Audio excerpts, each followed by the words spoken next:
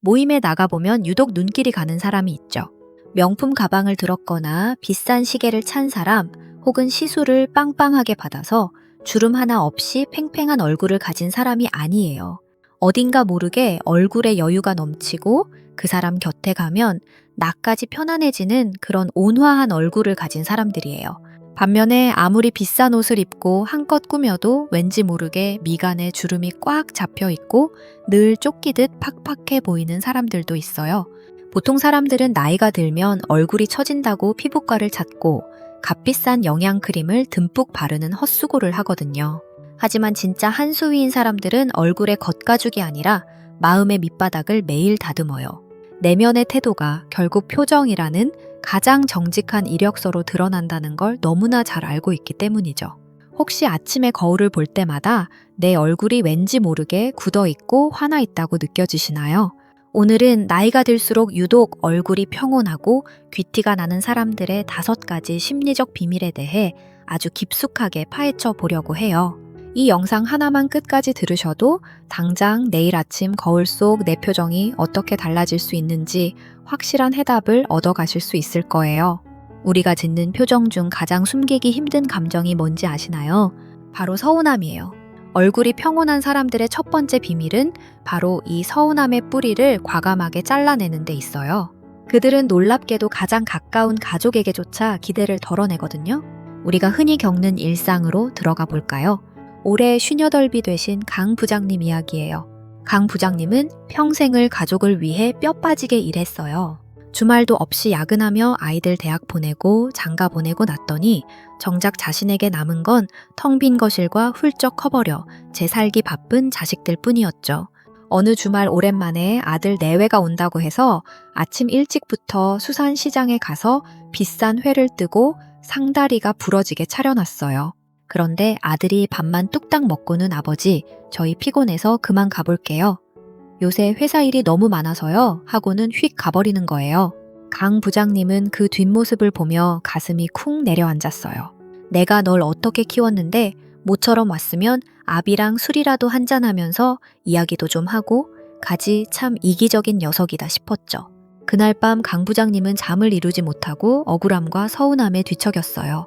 다음날 출근한 강 부장님의 얼굴은 어땠을까요? 미간은 깊게 패고 입꼬리는 축 처져서 누가 봐도 다가가기 힘든 굳은 얼굴이 되어버렸어요. 여기서 아주 중요한 심리학 이론 하나를 말씀드릴게요. 바로 기대 위반 이론이라는 거예요. 우리는 누군가와 관계를 맺을 때 무의식적으로 암묵적인 규칙과 기대를 설정해요. 가족이니까 내 자식이니까 당연히 내 마음을 알아주고 최소한 이 정도 도리는 해줄 것이라는 엄청난 기대치죠.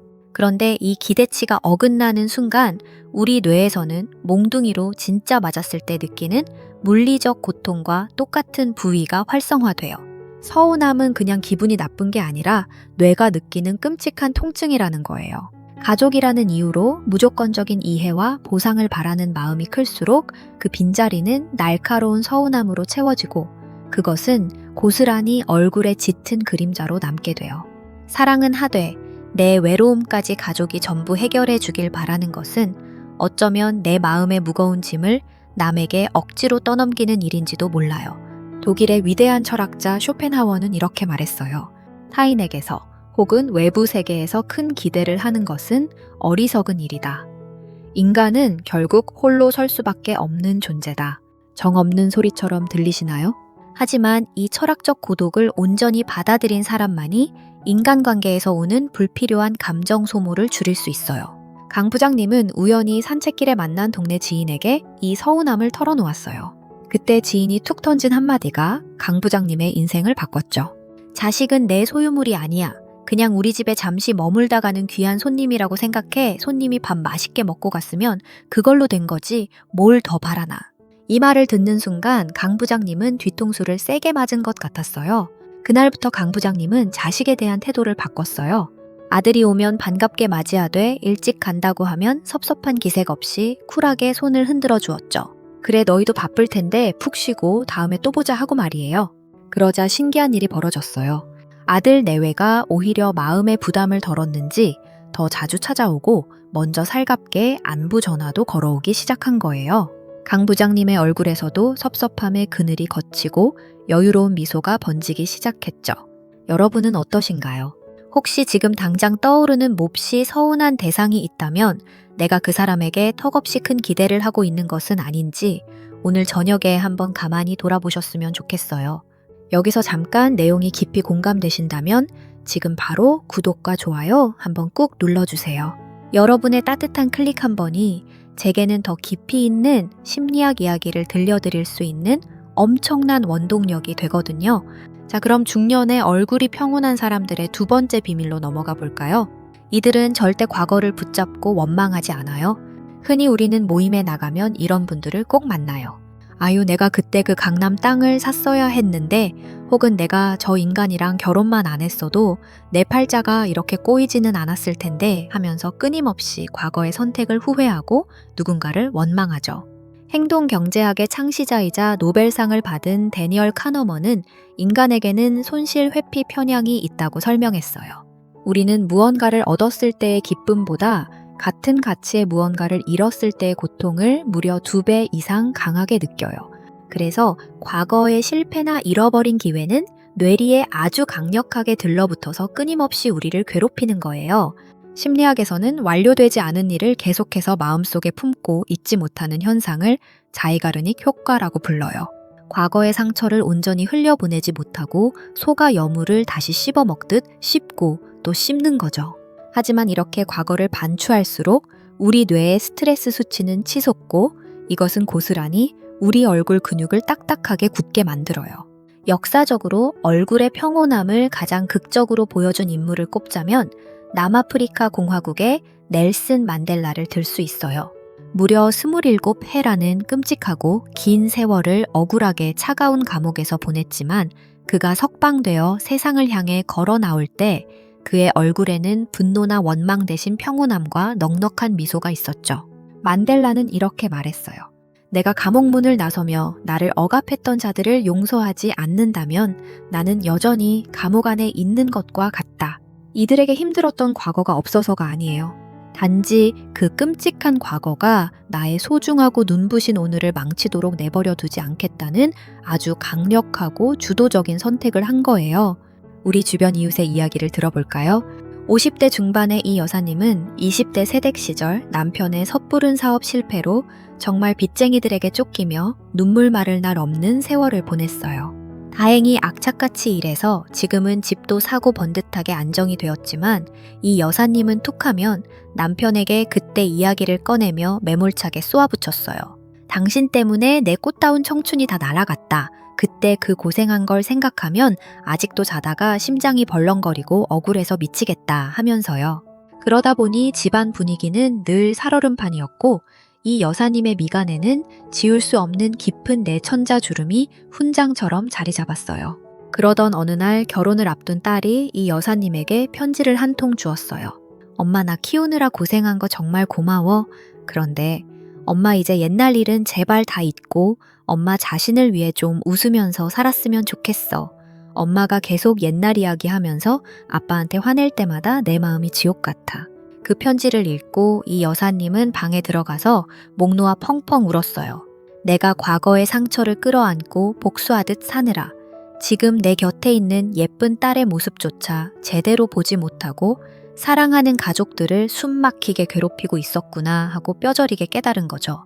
그날 이후 이 여사님은 과거의 괴로운 기억이 스멀스멀 올라올 때마다 의식적으로 고개를 크게 저으며 이렇게 혼잣말을 하기 시작했어요. 그때는 그때고 지금은 지금이야 다 지나간 일이다. 오늘 저녁 찌개나 맛있게 끓여야지.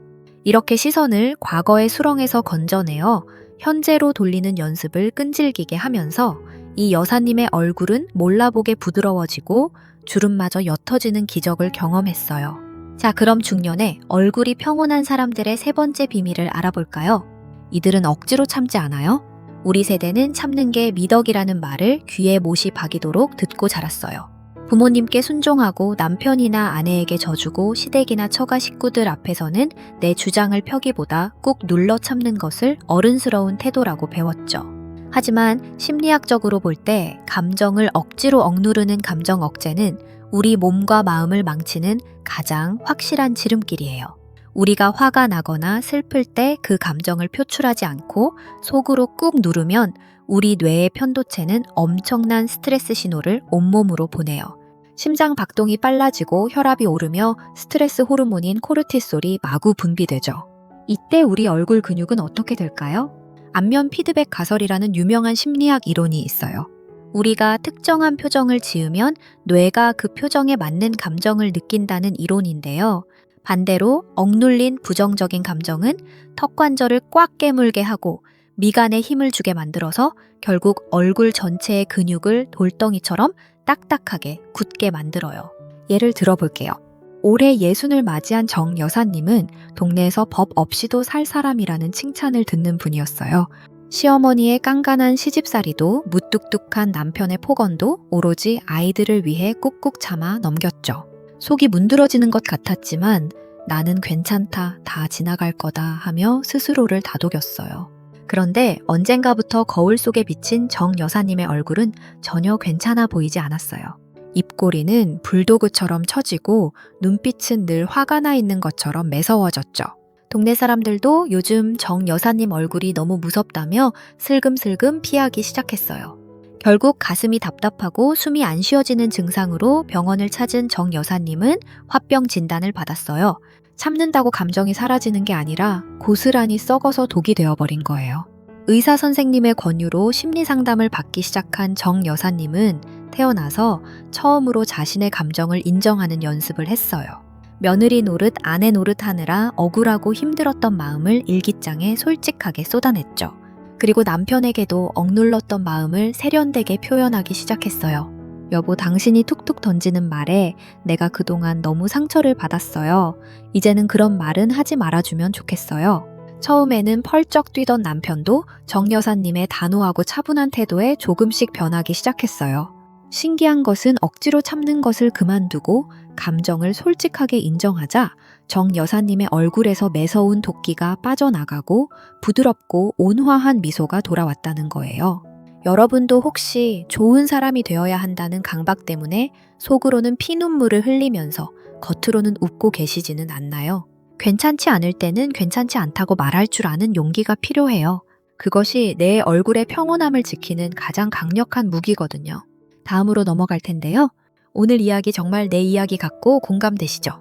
우리 채널 심리야 놀자의 구독과 좋아요를 눌러주시면 매일매일 내 마음을 치유하는 따뜻한 이야기를 배달해 드릴게요. 주변에 힘들어하는 분들께 영상 공유도 잊지 마시고요. 네 번째 비밀이에요. 얼굴이 평온한 사람들은 절대 남과 비교하지 않아요. 모임에 나가면 꼭 이런 이야기로 꽃을 피우죠. 누구네 집 아들은 이번에 대기업에 들어갔다더라. 누구는 몇 년 전에 사둔 아파트가 2배로 뛰었다더라. 이런 이야기를 듣고 집으로 돌아오는 길은 발걸음이 천근만근 무거워요. 평범하게 잘 살고 있다고 생각했는데 갑자기 내 인생이 초라해 보이고 자식들이 원망스러워지죠. 심리학에서는 이를 상향사회 비교라고 불러요. 나보다 더 낫다고 여겨지는 사람들과 끊임없이 자신을 비교하며 열등감과 우울함을 느끼는 현상이죠. 특히 요즘처럼 스마트폰 하나면 다른 사람들의 가장 빛나는 순간들을 실시간으로 볼 수 있는 시대에는 이 비교의 지옥에서 빠져나오기가 참 쉽지 않아요. 55세 박 사장님 이야기를 해볼게요. 박 사장님은 젊은 시절부터 작은 식당을 운영하며 성실하게 살아왔어요. 남부럽지 않게 자식들 다 키워내고 이제 좀 한숨 돌리나 싶었는데 고등학교 동창회에 나갔다가 그만 마음의 병을 얻고 말았어요. 학창시절 나보다 공부도 못하고 눈에 띄지도 않던 친구가 번듯한 사업가가 되어 최고급 승용차를 끌고 나타난 거예요. 심지어 그 친구의 자식들은 명문대에 줄줄이 합격했다는 소식까지 들었죠. 그날 이후 박 사장님은 가게 일도 손에 안 잡히고 밤마다 잠을 이루지 못했어요. 나는 평생 주방에서 땀 흘리며 살았는데 내 인생은 도대체 뭔가 싶어 억울하고 화가 났죠. 아내에게 짜증을 내는 횟수도 늘었고 손님들을 대하는 표정도 예전처럼 밝지 않았어요. 그러던 어느 날 단골 손님으로 오시던 지혜로운 은퇴교사 할아버지가 박 사장님의 어두운 얼굴을 보고 이렇게 말씀하셨어요.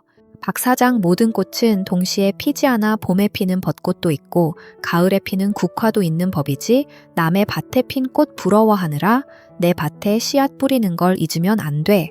박 사장님은 그 말씀에 큰 깨달음을 얻었어요. 맞아요. 늦게 핀 꽃이 못난 것이 아니에요. 단지 각자의 계절이 다를 뿐이죠.